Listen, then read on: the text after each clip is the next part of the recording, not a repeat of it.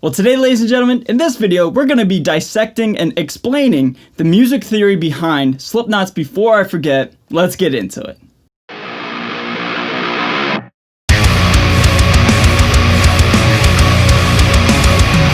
So what is going on, everybody? Thank you so much for joining me for today's video. My name is Ray. I'm a guitar player here on YouTube, and this video is going to be so much fun because we're going to be nerding out. We're going to be doing something that not many people do, and that is applying music theory to metal. So now let's talk about the song Before I Forget. So I'm tuned to drop B, the song's in drop B, and basically what I'm going to do is just break down each individual section of the song, explain what's going on, the theory behind it, and kind of try to explain everything to you guys that are somewhat familiar with theory or brand new to theory, trying to find a middle ground that, you know, we can all understand the language and understand what's going on, okay? So for those of you who've been taking lessons with me, this should be pretty much review for you, but if you're brand new to my channel, you're just now taking your first lesson with me right now with this video, this will be a lot of fun, alright? So let's dive on in. First things first, we got to figure out what key the song's in, alright? So the song is in B minor, but there's a kick to it, okay? And I'll explain. So B minor, just on your open E string, is as follows.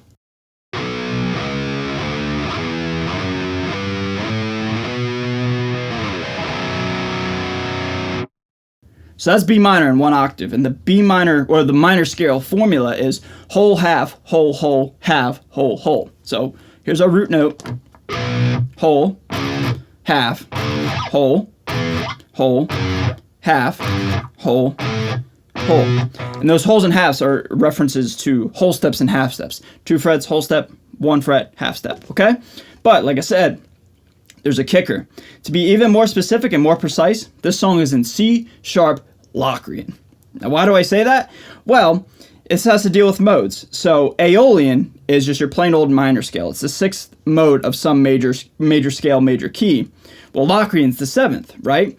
And so this song, Before I Forget, really loves this 2nd fret. This fret is the bread and butter of this song. And so with C sharp Locrian, because it's playing the B minor scale, but really emphasizing the 2nd note of the minor scale, and then, you know, Aeolian's the 6th mode, which is the minor, 7th is Locrian. All right, so it may be a little confusing if you've never heard about modes, but C sharp Locrian is as follows.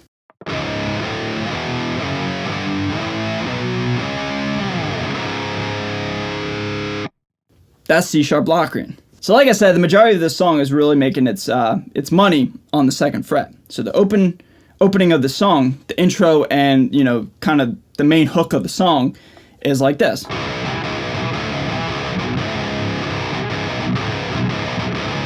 So, you know, before I go any further, before I forget, you see what I did?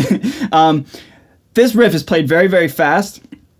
And sometimes, like, you know, I've been studying Slipknot forever. Sometimes it looks like they're doing open to open hammer-on pull-offs. But when you get it up to speed, it's almost like they're ghosting that open, that initial.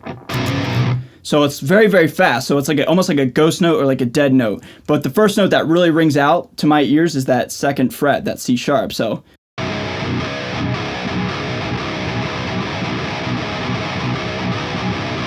So like I said, they're almost like dead noting that open. So like I said, just when you get up to speed, that C sharp really shines through.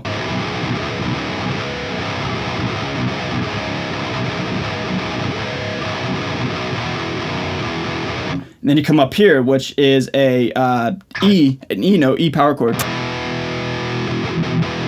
That also fits in C sharp Locrian, all right? And then you just go to the open B.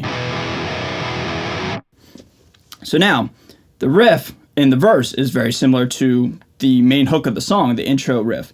And that is just.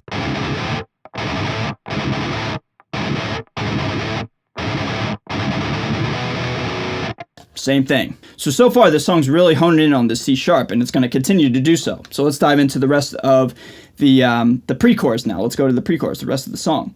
So the pre-chorus is split into 2 parts. And there's one note that doesn't fit in C sharp Locrian, okay? Or, you know, aka B minor. And so it's split into 2 parts, but Mick goes like this.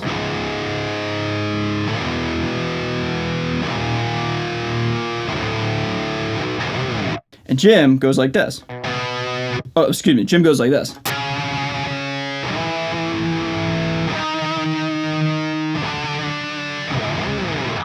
And those parts are split into octaves, basically, because You know, Mick's always known for holding down on the low end. Jim's playing the octaves, kind of the upper register, but they're still playing the exact same set of notes. So here's Mick's part, here's Jim's part. They're octaves, okay? But what they're doing is kind of like a chromatic walk down the fretboard. And chromatic means just kind of just playing in half-step increments, not really emphasizing on playing in some sort of key. So there's one note, like I said, that doesn't fit in C-sharp Locrian, and it's this note right here. It's a D sharp. And so, or,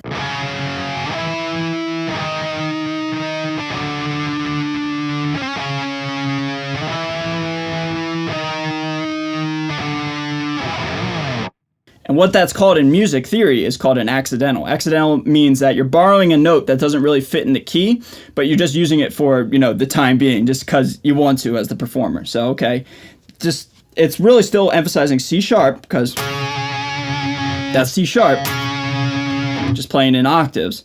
But that D sharp,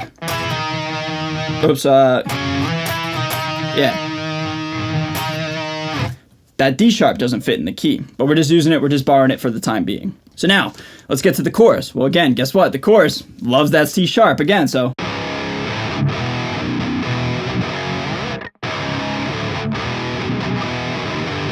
It's always going back to C sharp. It's, you know, when people are writing songs and when people are talking about theory, what the performer's doing is, you know, in traditional conventional music, you know, we're not talking about prog here, we're talking about pop, rock, and, you know, traditional metal.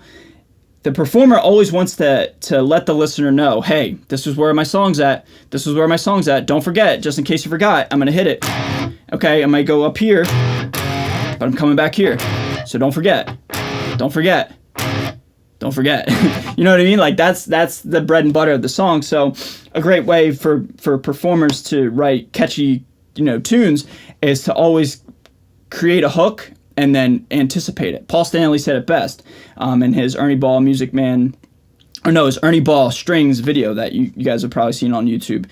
You know, you create a hook, and then it's your job as a performer to dress it up and make sure the audience anticipates it. Anyway, the C sharp, again, is the bread and butter for the chorus.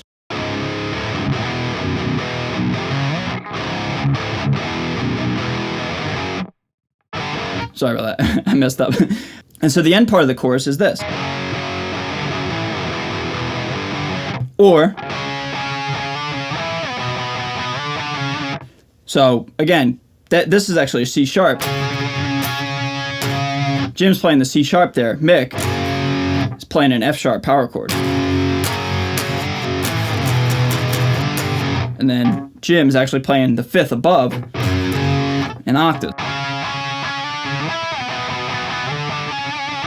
Pretty cool, right? So now let's talk about the first part of the bridge. Now this is where it modulates. Now in music theory, modulating means it's changing keys. All right, we're changing keys here.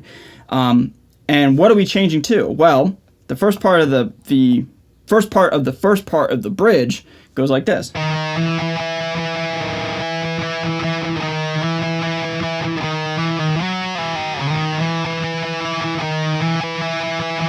So we can both agree, right? I think we can agree that this note right here is our bread and butter. That's what Slipknot wants us to grab onto. Because not only are we fretting this note on the 5th fret, which is an E, we're also playing the unison interval of E on the open E string. So that is our bread and butter. But what are we playing? What E? We're playing in E something. What are we playing in? Well, we're playing in E major, actually. And again, that's based on your whole steps and half steps formula. And the reason why I can conclude that is because of the second part of the first part of the bridge, where it goes like this.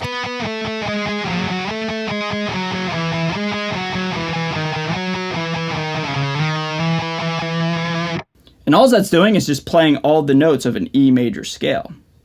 So whole, half, whole, half is the formula of an E major scale, or just a major scale in general. So there's my root, whole step, half step, whole step. We don't have to go any further because we don't play any higher on this part. But we're just outlining an E major scale. If you wanted to complete the scale. But anyway, we're starting on E, playing all the notes, or a lot of the notes of an E major scale. But what's interesting about this part of the bridge is we're starting on the 7th note of an E major scale, which is a D sharp.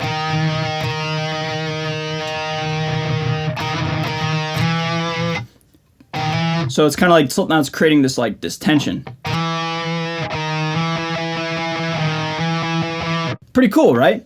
So it goes through that whole cycle, and then it goes to another key change. It modulates again, and it modulates to something else that we haven't played yet, and it modulates to F sharp minor. Now, why do I say that? Well, the riff is this.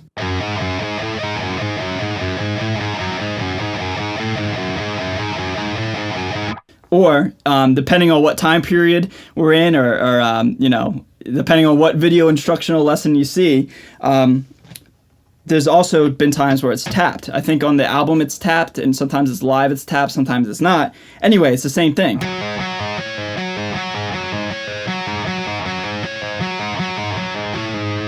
And all we're doing is we're grabbing the harmonic note of F sharp. But rather than playing it open, we're tapping it. So it just creates a kind of a cooler sound.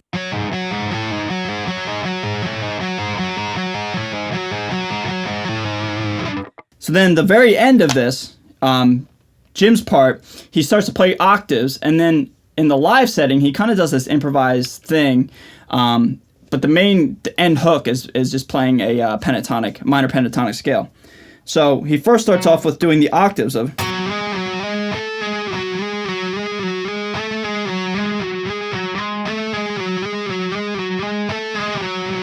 which are still just the first 3 notes of F sharp minor, because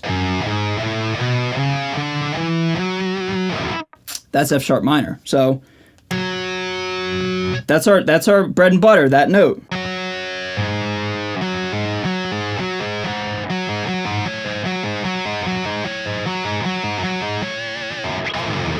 So F sharp minor is the second modulation of the bridge. And so the last part of Jim's thing, like Jim does he does something like, and then he ends it with something like that. That's just pentatonics, just minor pentatonics. And then after that, it goes back into C sharp Locrian land.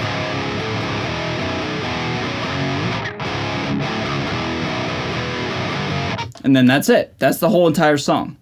So I hope this made sense. I hope it was fun. I hope you got your nerd on. You know, I hope you put your theory hat on and just kind of enjoyed learning something and talking the music theory lingo. Okay, so if you guys like this type of content, let me know. I just wanted to try something different. You know, talk about theory in a way that's not really talked about these days. People talk about theory with classic rock and, you know, any other genre other than metal. So I wanted to try it out, man. So just leave all your thoughts down below. If you learned something, if you liked it, leave it down below. If you didn't like it, why? Leave it down below as well. You know, I'm just here to just try to help you guys and, you know, teach you guys some stuff. So anyway, I'm out of here, everybody. Thank you so much for watching. If you're brand new to my channel, you want to consider hitting that subscribe button. I'd really appreciate it. I'm out of here. Stay safe, stay healthy, stay metal, and I'll see you guys next time. Later.